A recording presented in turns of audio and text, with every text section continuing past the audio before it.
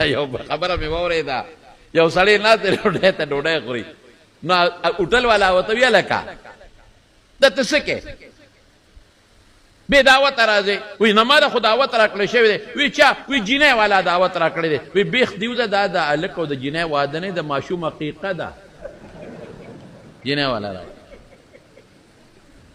څوم ځل دی چې ته یې نه ما چې به دلته راځي. وایي نن نه باندې یو بوټی یا مې وساته بیا به نه راځم. خلک دې پسې شوي دي او بعضې پکې لا داسې دي یو ځای ورشي نو ګوتې متې وایي غوښه مخه راوالي، نو چې هغه ځای خوند ونه کړي نو په بل شادي حال ورننوځي. په خدای ګناه.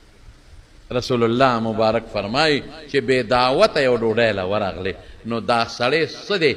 دخله سارقا وخرج مغیره، غل ورننوت غلاله، ډاکۍ وکړه ډاکو دې بار راووت.